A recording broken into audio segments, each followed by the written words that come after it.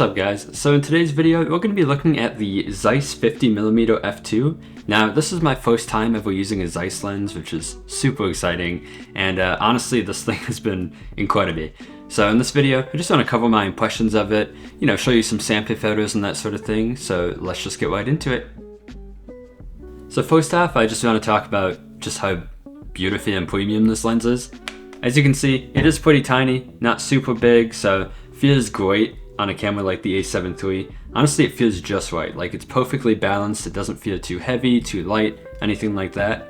And then aesthetically, I mean, this thing's just beautiful. Look at that little like blue wing around the lens mount and everything. It's made completely out of metal. Feels pretty heavy duty in the hand here. So, oh my god, like, first time using the Zeiss lens, and I am definitely not disappointed.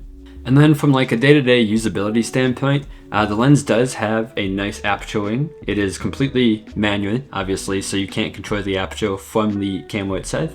Just this nice, beautifully clicky wing. It's pretty nicely dampened, so I haven't bumped it out of place on accident or anything like that. And then on that subject, the focusing wing, given that this is a manual focus lens, it feels amazing. It feels like using a vintage lens, for example. It has about, I think, 180 degrees of focus to it. You can see me do about 180 degrees there. And then the final interesting thing about this, unlike most manual lenses, it actually does have electronic contacts on the bottom, which means it provides metadata and everything to the camera. And when you review lenses and cameras like I do, having that metadata like built in is actually extremely handy. Okay, so let's get into the actual meat and potatoes image quality. So on the screen, I'll be putting up some sample photos that I've taken and that sort of thing.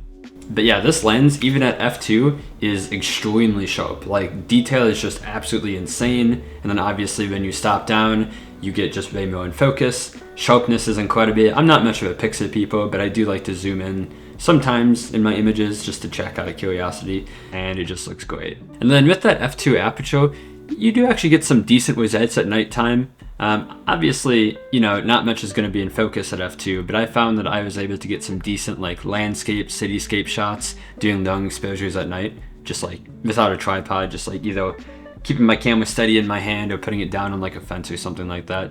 And then bokeh, bokeh looks incredible on this thing. It's a 50mm f2, you're going to get fantastic bokeh either way. And then when it comes to optical like anomalies and flares and that sort of thing, we don't see pretty much any distortion. That's pretty much standard on most 50mm, so no surprise there. And then chromatic aberration, I didn't see anything.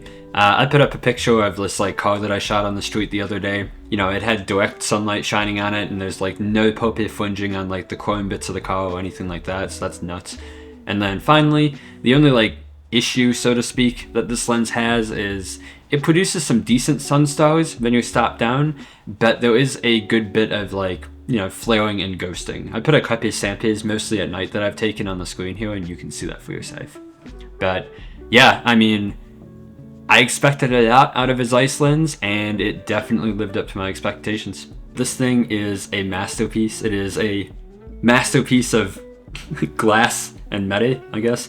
But no, seriously, I had a great time using this. I always like using manual focus lenses because typically you're getting like super premium quality. This is like, Sony GM build quality here, but it was a lot less expensive than a GM lens. And then manual focus lenses are typically more compact too, which I appreciate as someone who enjoys having a compact camera kit. So yeah, in case it's not obvious, I would definitely recommend this lens. I do have to say the price can be a little bit steep. I did get mine used on Facebook Marketplace. I got stupidly lucky. But you can pick it up new for I think like $800-900. But honestly, if you're looking to save money, maybe check out eBay. I have an affiliate link in the description, of course. I buy most of my lenses used, and honestly, like, you can save like 50% buying this on eBay. So yeah, guys, thanks for watching. If you liked the video, drop a like, consider subscribing, YouTube stuff, and we'll catch you next time.